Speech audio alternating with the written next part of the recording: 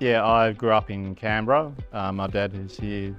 Jeff Kitney is a famous political journalist.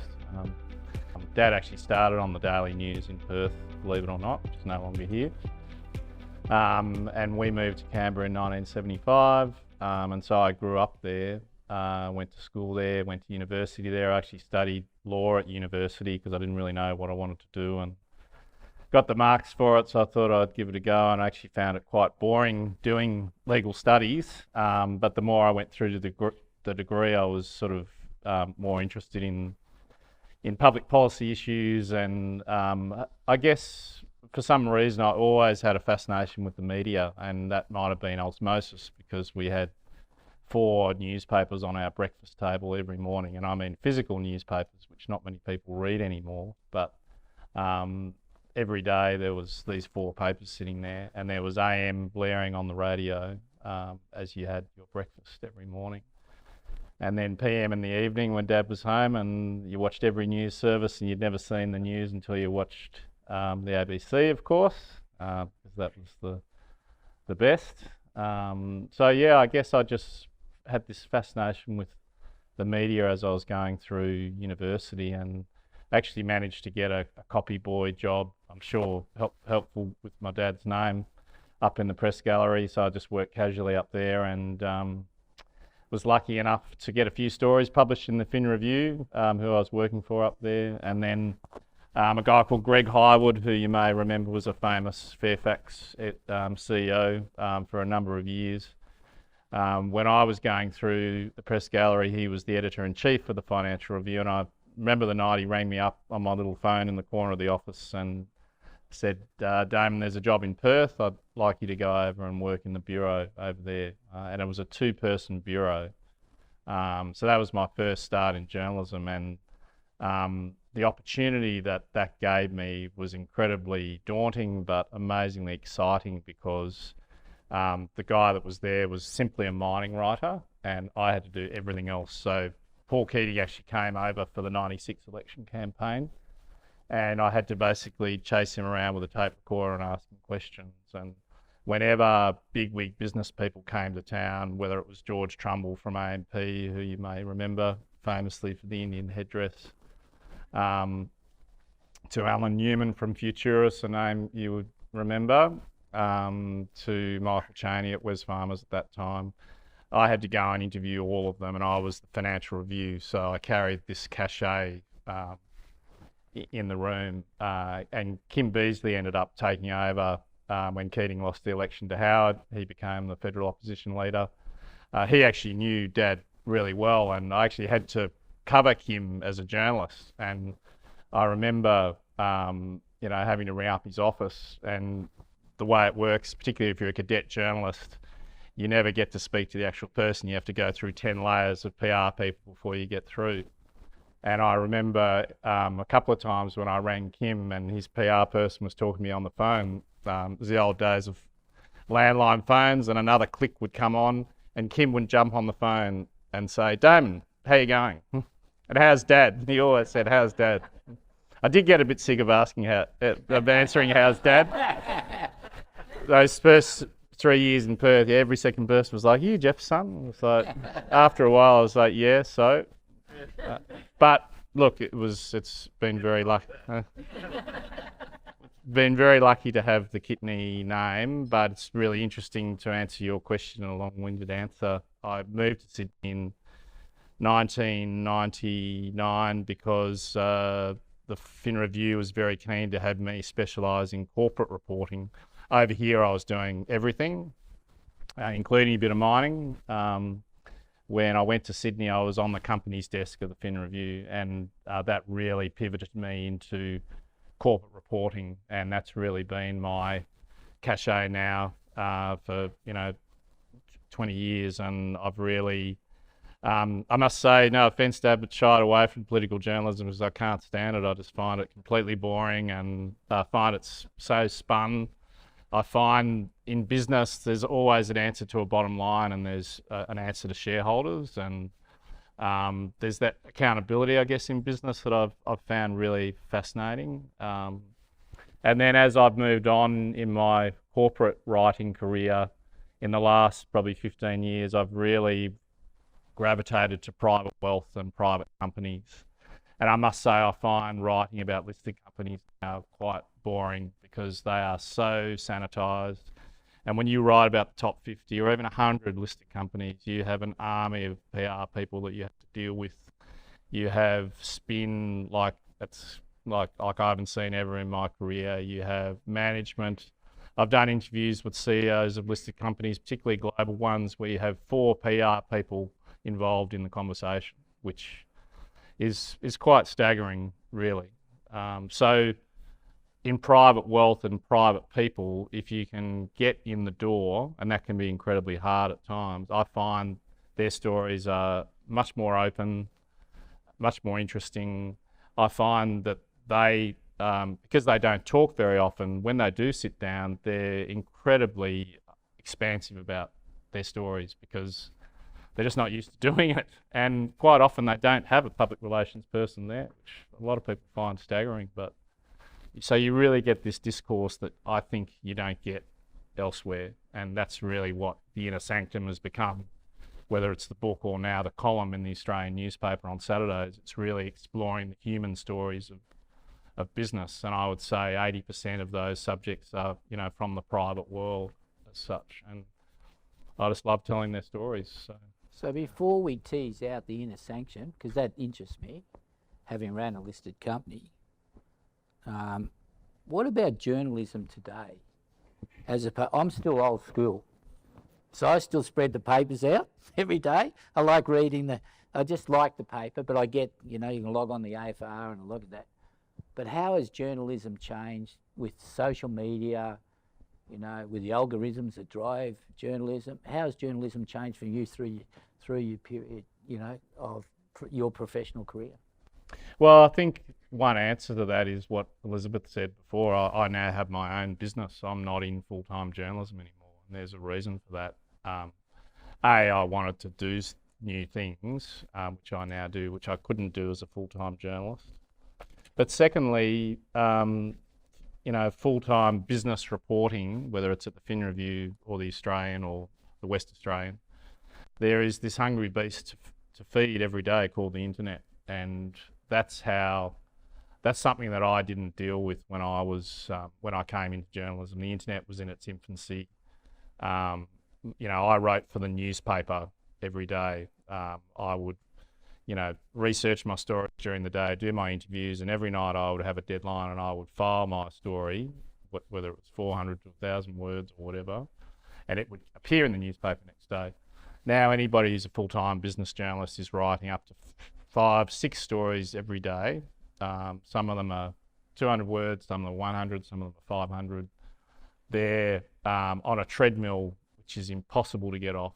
And if you're covering a big round, like if you're covering BHP or Rio Tinto, particularly for the Perth audience here, like anything that those companies do, you have to turn around a story on immediately. It has to be accurate, it has to be fair, it has to be balanced, and you have no time to do it. And the lawyers sitting behind check that? Sorry? Do the lawyers sitting behind check that? No, well, a lot of people find it hard to believe, but a lot of journalists self-publish now. So the checking process is when I started out, and thankfully for my weekend column, they're still there. There's a group of people called sub-editors in newspapers who basically check and do proofreading, and they send things to the lawyers if they think there's a problem. For the physical newspaper that's produced each day that you still see, sub-editors are involved, and they still are for online, but that's the huge change. Is I could write a story about James Packer now and send it into the Australian, and it would be published within 5 minutes if it's a really hot scoop I've got. And without checking it? No. Wow. It'd go through one set of eyes maybe, who might be the editor. And again, because I'm a senior person, they would trust that. Yes. But yes. now, if it's a more junior person, they'll be a little bit more careful. But my broader point is the internet is just a beast, and it's to be fed, every hour, every day. and there's just no escape from that. And I found as a daily journalist that was not something that I enjoyed doing. That took me away from the craft that I was taught of going out and actually sitting down and interviewing people and spending time with them and meeting them, and not necessarily doing an interview at times. It might be going along and having a drink or a coffee or sit down with someone for hours but not write a word from it. I had many anecdotes, but I had this amazing experience 2 years ago with Lindsay Fox, the trucking guy you would all know, and I was doing an article on something that he was involved in very indirectly, and I really just wanted a quote from him. And I actually rang him because I had his number, and I said, can I just get a quote on this? And he said, no, I'm not talking to you on the phone. Come up to my office. I'll see you there at 2:00 tomorrow. I was like, well, I only need a quote. But anyway, you don't say no when Lindsay Fox asks you, and I went up there, and I was walked in, sat down at his desk, threw the tape recorder on, got the quote in the first 2 minutes of the chat, and then I was there for 90 minutes. Never forget. And he just went on about so many things in his life, about children, succession, family, life, death, marriage, you name it. And it was just, and I've still got it sitting here, but I said to him at the end, I said, well, I've sort of got to go now. It's like an hour and a half. I'm supposed to be here for one quote. And I said, this tape's been running this whole time. And I said, do you want me to write this up as an interview or what? And he's looked at me and he said, no, that's just for your private consumption. I don't want any articles published. And so that tape has sat there to this day. Now I never wrote an article from that, but I guess the trust that engendered with him and that family, like you can actually see in the last couple of years, I've done a number of stories on the Foxes, including interviewing his wife last year, which is one of the pieces I'm most proud of, because she had never done an interview before.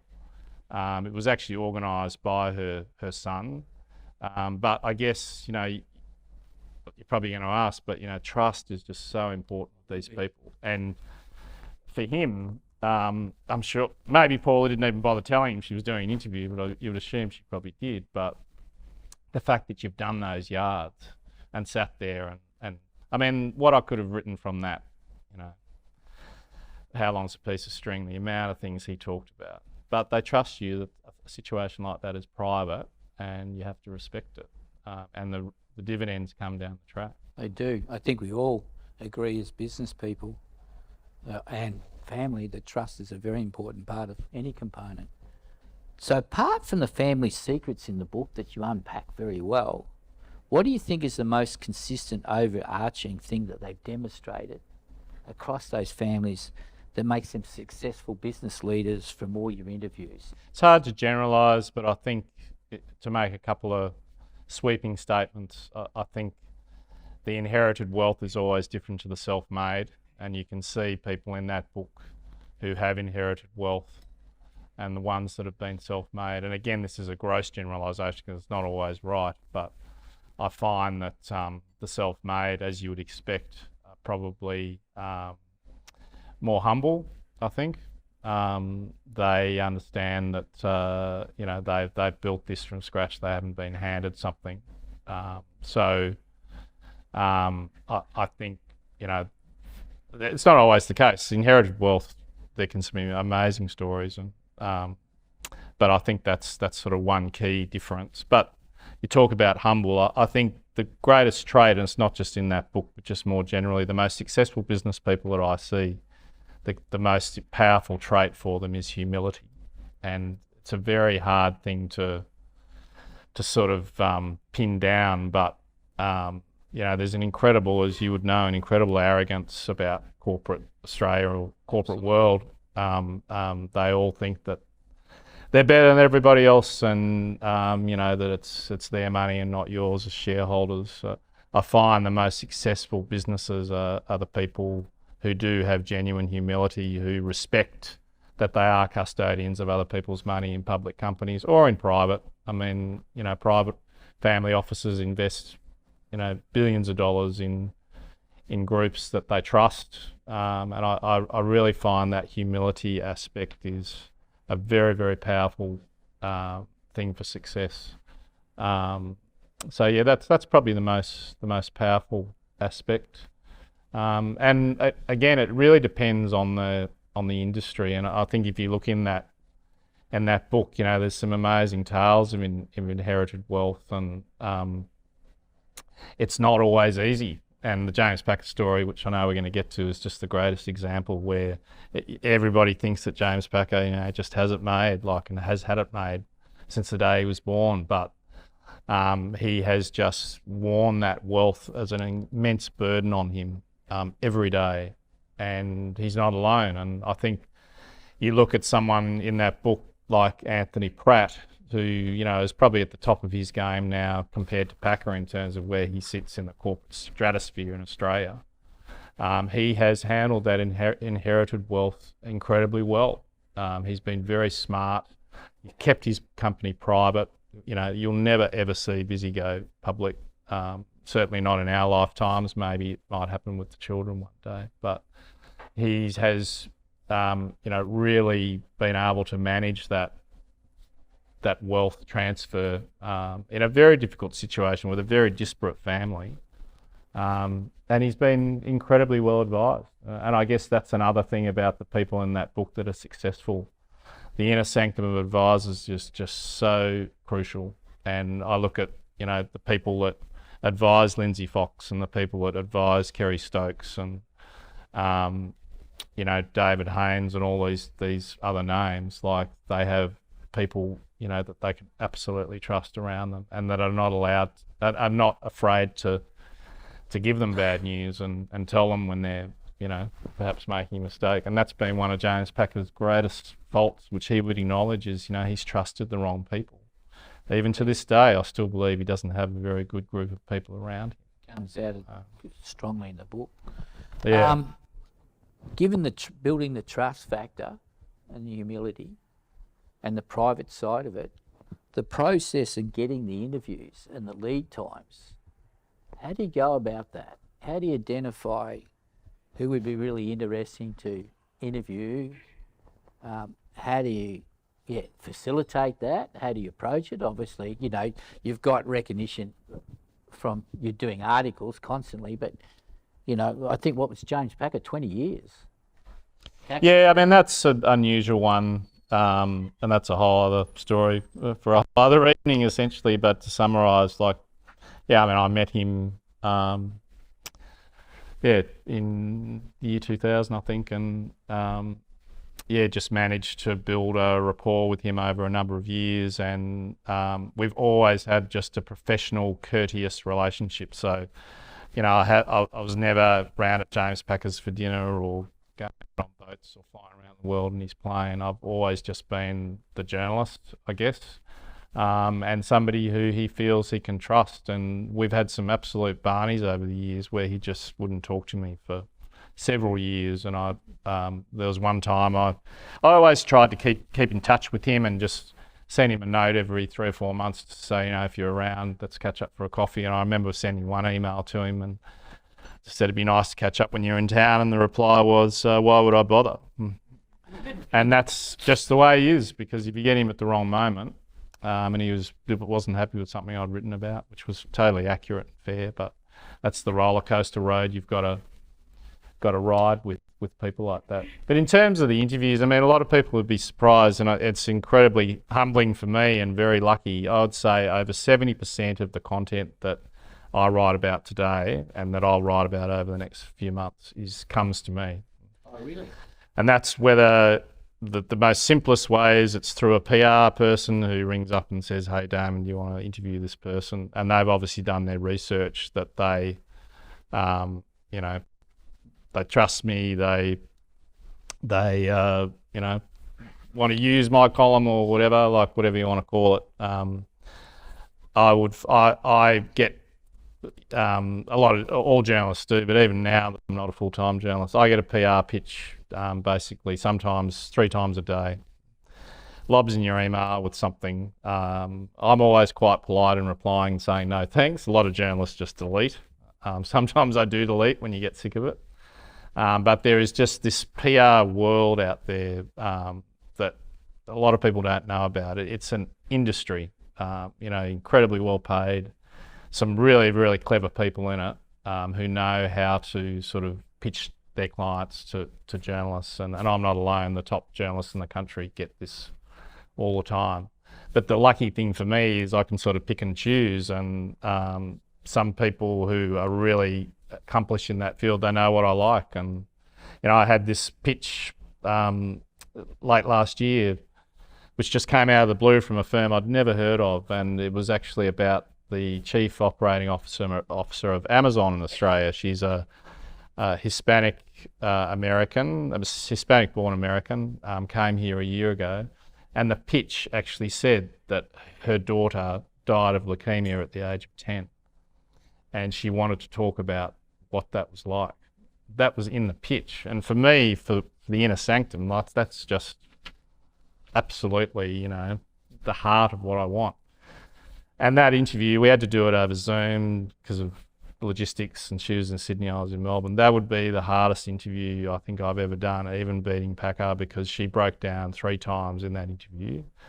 And as a parent, it was just incredibly emotional. And I remember at the end, I just sat in front of the computer for about 15 minutes and I couldn't really move because I was just immersed in this woman's life for that hour and a half that we spoke.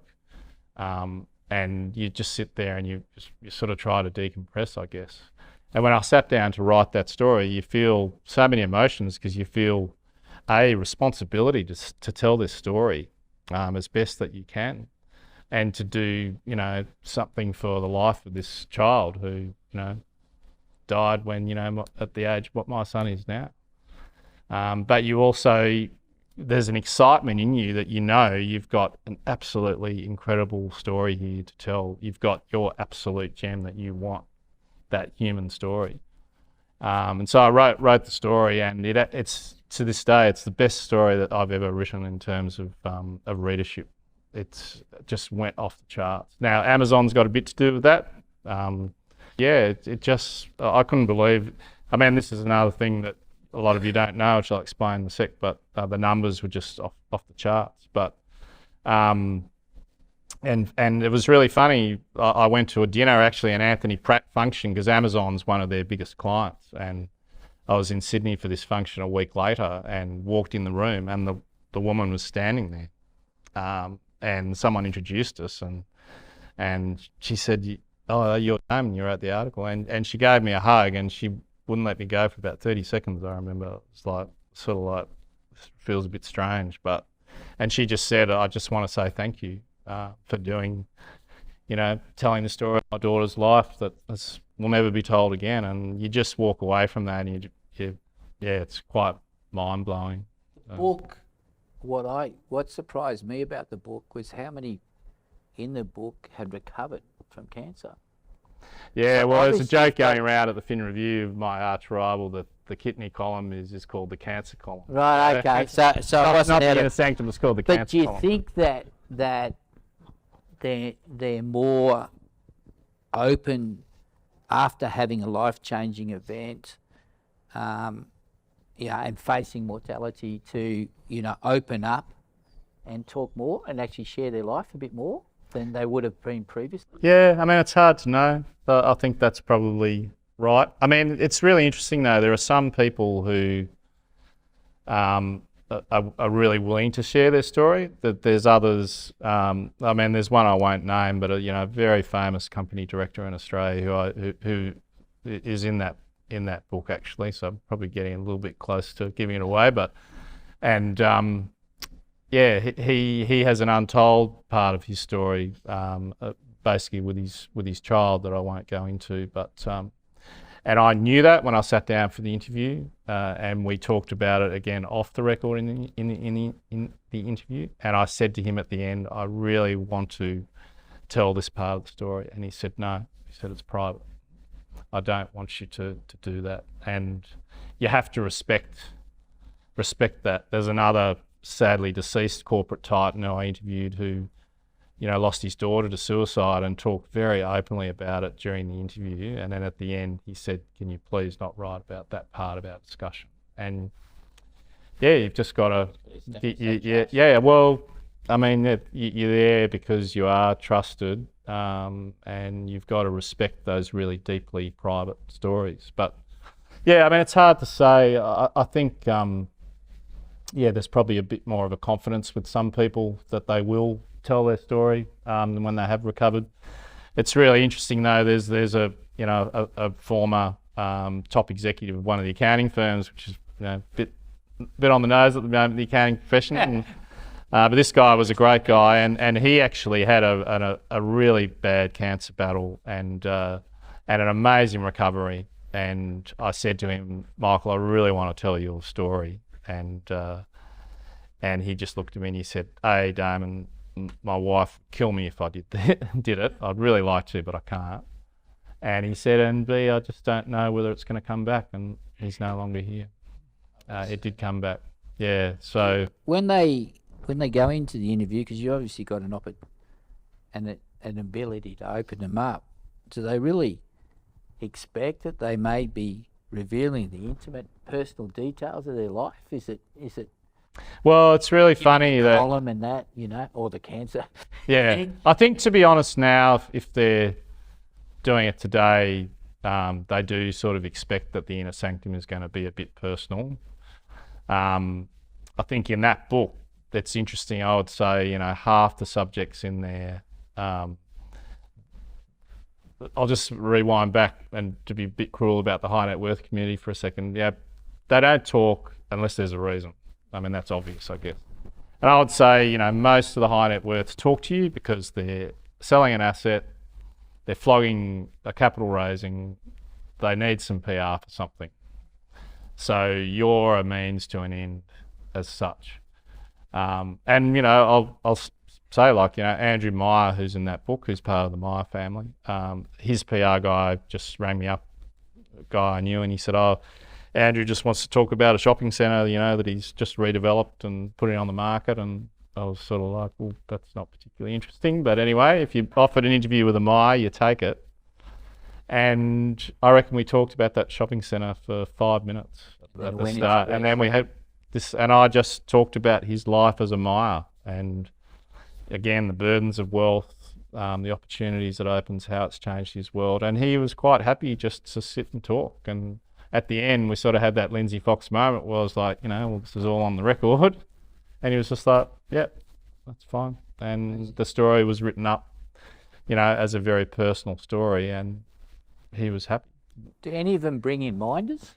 Yeah. Given now we've got this whole industry of PR firms and, sitting. Yeah, look, and that can be really, a good minder is incredibly helpful, and they can actually, in moments where it is difficult, they can help smooth a moment of tension. And I know, again, just back to the packet book, and I'm not just saying this, but during that whole process, Paco had an advisor named Mark Arbib, who a lot of you may remember him as a federal minister. And Mark sat in on all the interviews, bar a couple, I think, for the packet book, and James wanted him there.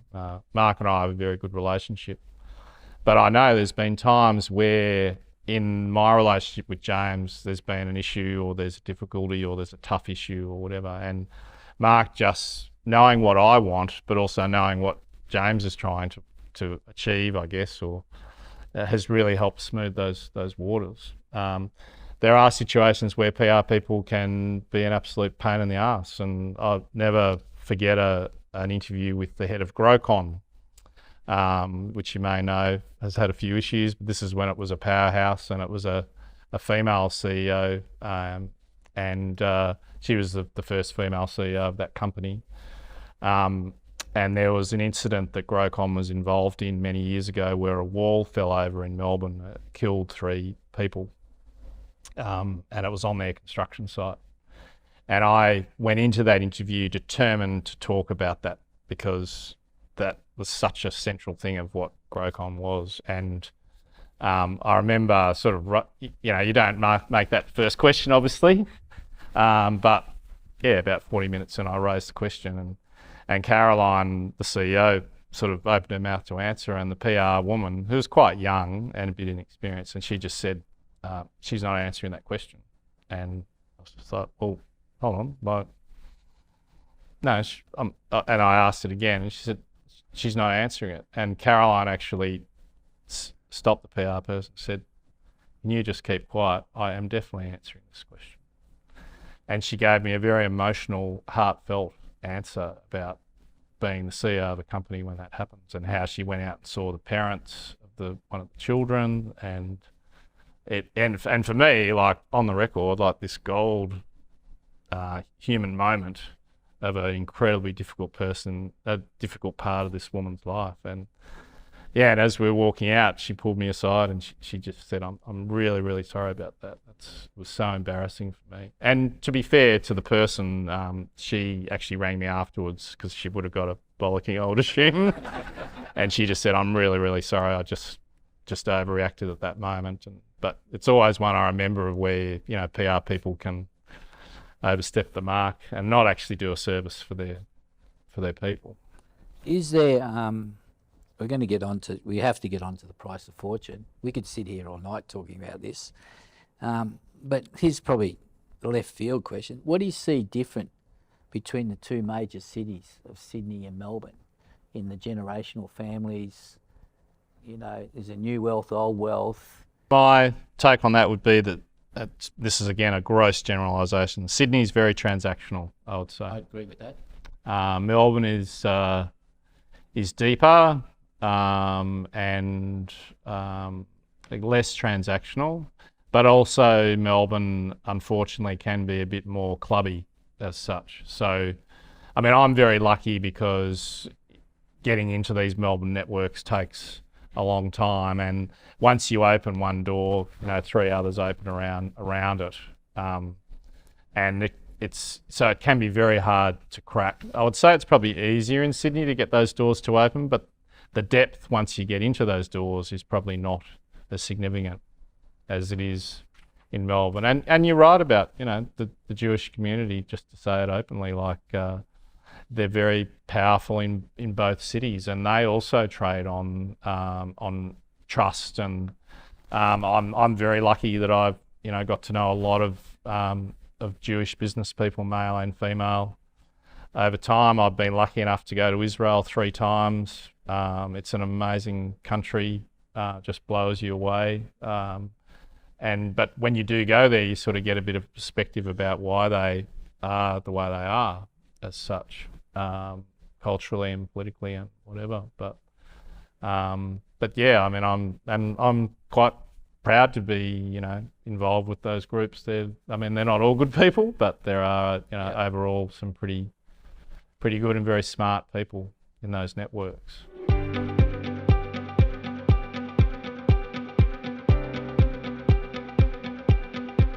So we'll now move on to the price of fortune. We all want to hear about James Packer. So I read the book, and it's quite if you haven't read the book, you should read it, because all we do is hear what happens in Australia. I mean, apart from being born into Australia's most famous dynasty, this is a guy that lived in the guest house at the back of Warren Beatty's home in LA, which Warren Beatty, as an actor, is very private in himself. He founded the Rat Pack, which with Brett Ratner, then they produced some very successful and some unsuccessful films, and James Packer lost $100 million out of that. His business with the casinos, his Hollywood lifestyle, Mariah Carey, his challenges with his weight and drinking, his settlement with Greta, his sister, and then the inherent wealth that went through that. So the first question I've probably got a lot, and now we did make a commitment to Damien here tonight that it is getting filmed, so we're not going to ask any questions, and he's going to reserve it, so we're not editing it out of that. But probably the first question is what's James Packer really like? Yeah, I mean, it's a hard question to answer in a sentence, but yeah, I mean, he's actually very courteous, sort of individual when he's on. He can be incredibly charming. I know there's, when I used to go to lunch with him in the early noughties, I'd catch up I guess at least once a year.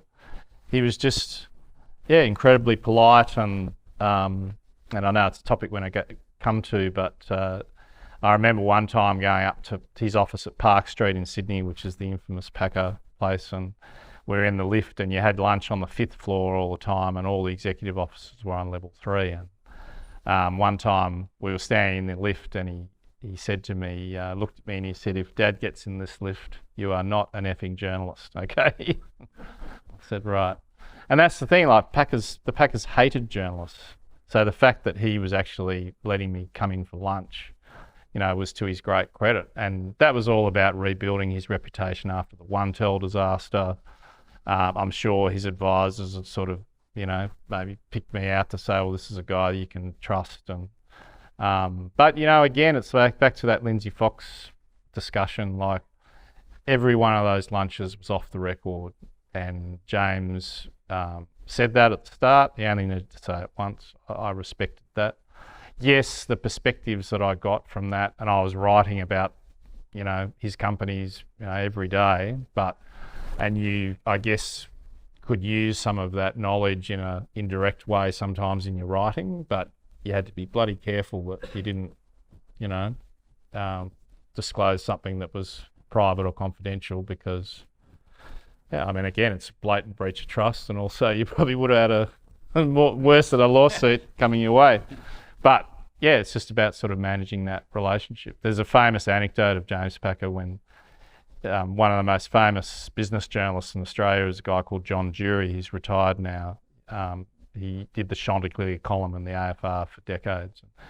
And the first time John met James Packer, everything John goes to, he takes a notepad, and he walked in and sat down with James Packer and opened his notepad, got his pen out, and James said, "I'm not saying anything until you put that fucking thing away." Excuse my French. And that's the way James is. He expects that, if you're having an off-the-record discussion, that's the way it's respected. But he's capable of great charm, incredibly volatile, can have really bad down days, and that's been really hard for him.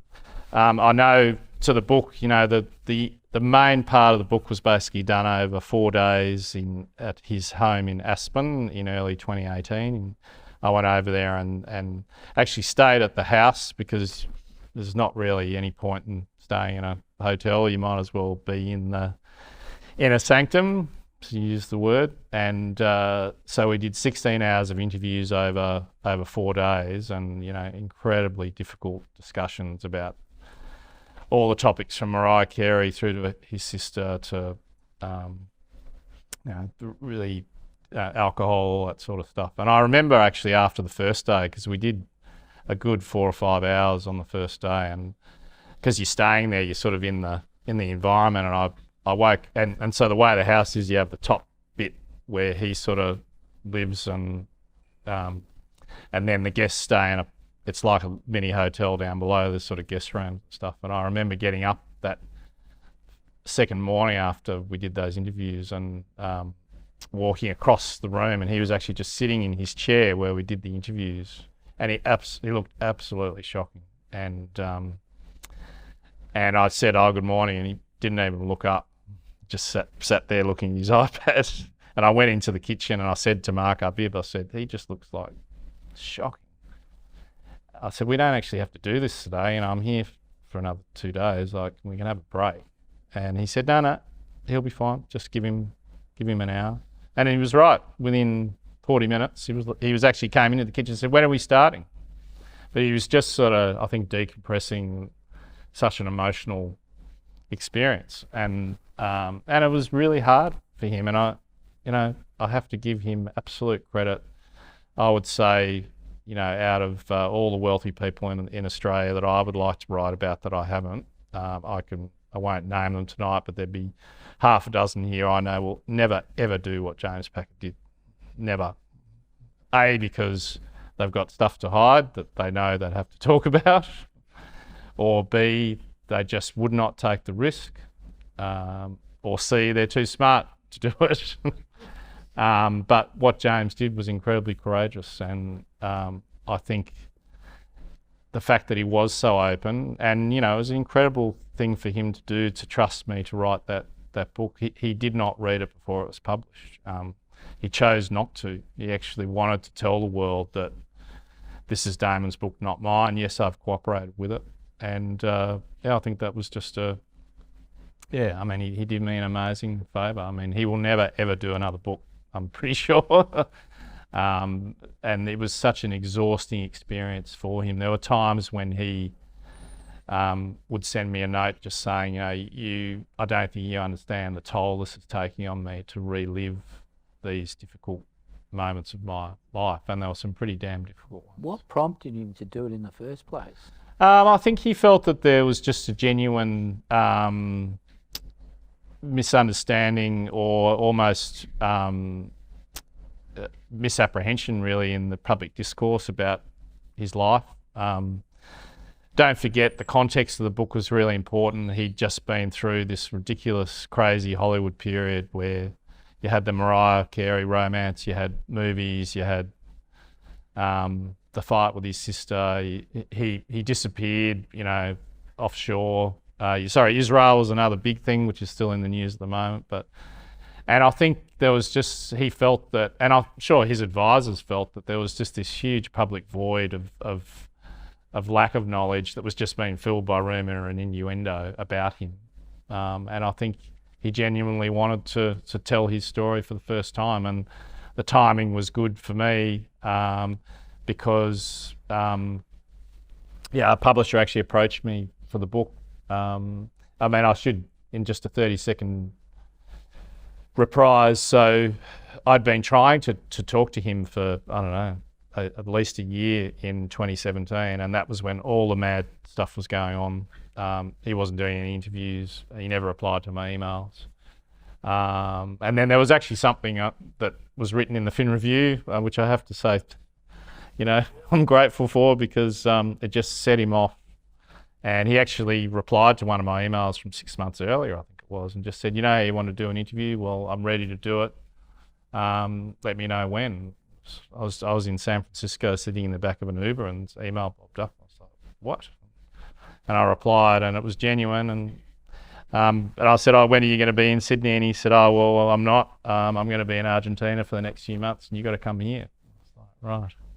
So, so the paper, The Australian, I was full-time back then, to their credit, just said, get on the next plane to Buenos Aires, and not flying but business class, I can assure you. Overnight flight, and rocked up pretty jet lagged and pretty tired, and just did not know what I was going to get.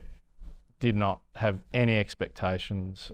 Went for a run with Mark Arbib actually around the golf course there, and Mark's a pretty fast runner, so I was absolutely buggered by the time I got back, but at least it cleared my head. And they actually just sat me down for dinner with James. He just looked an absolute wreck, and there was a magazine article which came out of that interview, and you can look it up on Google. The cover photo of the magazine was the close-up shot of James, and it's, he just looked absolutely. I know when it was published, because his photo hadn't been in anywhere for 6 months. He just disappeared.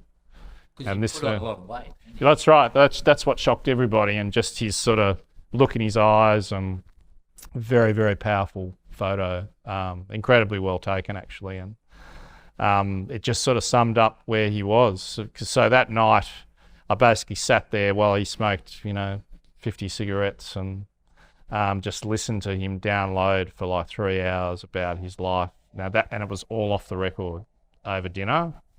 And then the next day we sat down, put the tape on, and said, right, off we go. And so we did the on-the-record interview over that next 24 or 48 hours, I think.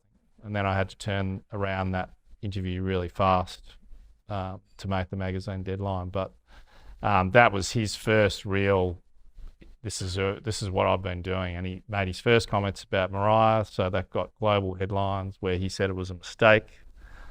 And that got beaten up all over the place. I know when that article was published, I was absolutely, excuse the French, shitting myself, because it was pretty open and went through a lot of bad things.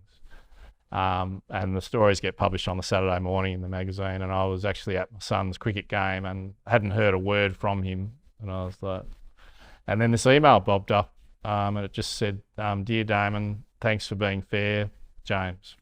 Well done. All it said.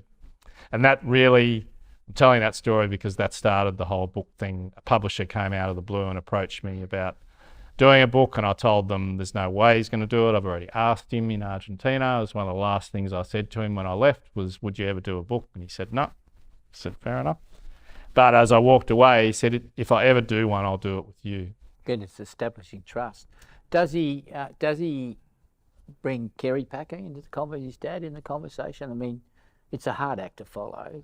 Yeah, and look, that's the fascinating thing about that book process, was that James not once ever criticised his father, not once. As much as I tried to lead him in certain ways. It's often the way I find it with some of these people, like they don't, I mean, Anthony Pratt's another example. He eulogises his father. Even though, very sadly, like, and Anthony would admit this, like he never actually really made peace with him. His father treated him terribly. But at least, you know, James did make peace with Kerry.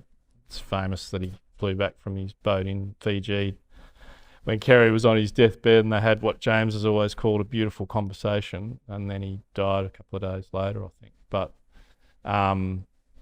it's interesting in the book, James never criticised Kerry, but there were a lot of other people that were willing to talk about what damage they believe that Kerry did to James, whether it's directly through bullying or whether it was implied or whatever. And I think that has been so powerful in shaping his life and his world.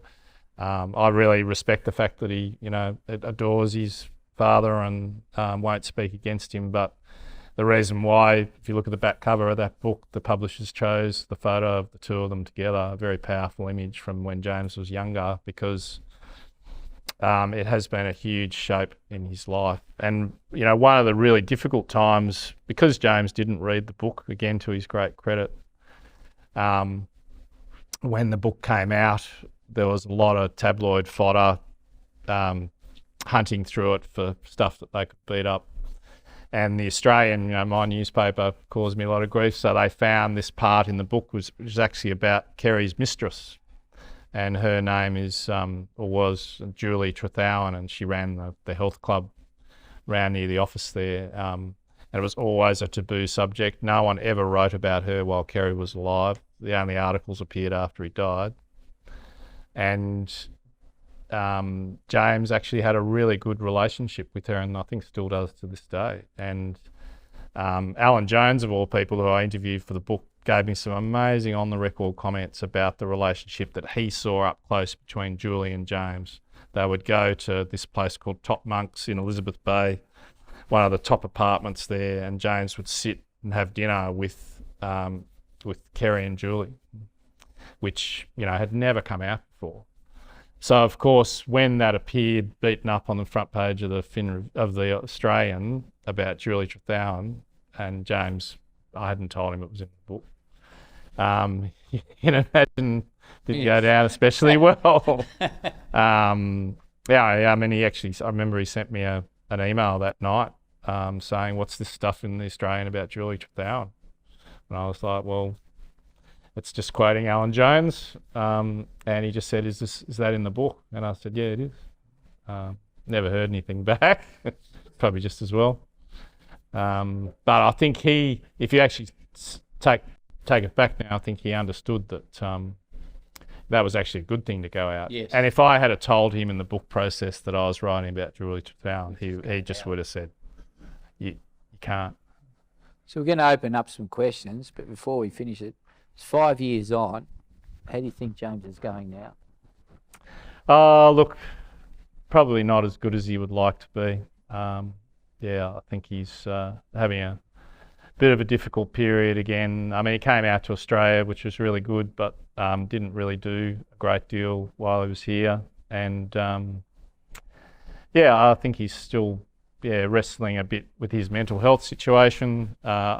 From a financial point of view, he's great. I mean, he's sitting there with $3.7 billion of cash. And I think one of the great things I can give James credit for in the past, 2 years is unlike other parts of his life where he's been sitting on money and he's blown it up fast, he's lacked the patience in the past to be patient. You can see he's done absolutely nothing in the public domain and probably for a year.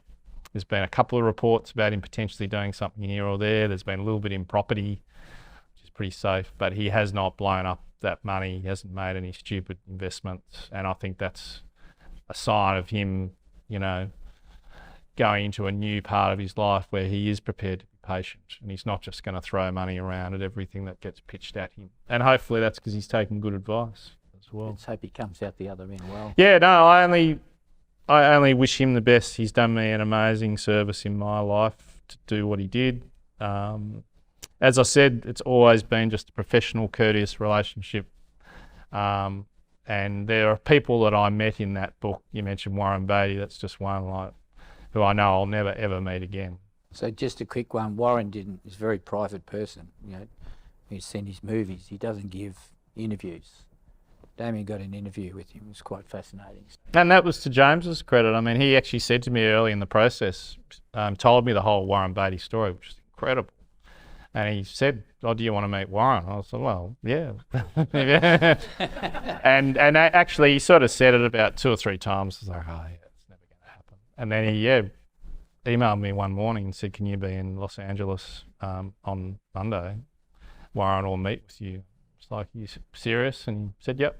I still thought it was a joke when I thought I was wasting my money going over there, but turned up to the house, the mansion, and walked in the room and in his study, and then he walked in.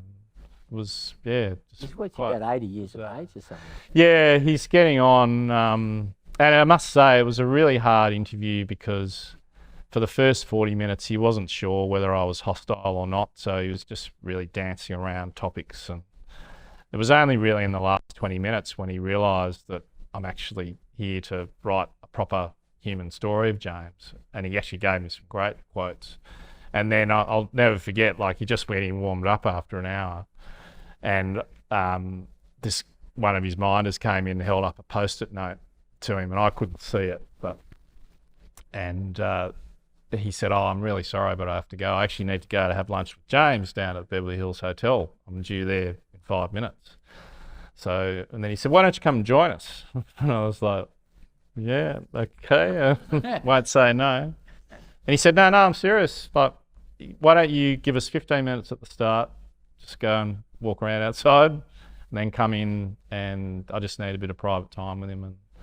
And I sat there for 2 hours with them, just the 3 of us having lunch, and you really got to see the rapport that they have, and they still have. I think today, I think they still keep in touch. And now you can be a cynic, and there are cynics who I won't name who think that's all a charade and it's just all about Hollywood and money, and that Warren doesn't have James's best interests at heart. Now, certainly in the small time I saw, I thought they had a fascinating relationship, and it's on the record that he called him Dad for a time, which is pretty. And the final thing I'll say about James, which I haven't mentioned, is he just loves talking about global affairs and global politics, which is not one of my great strengths.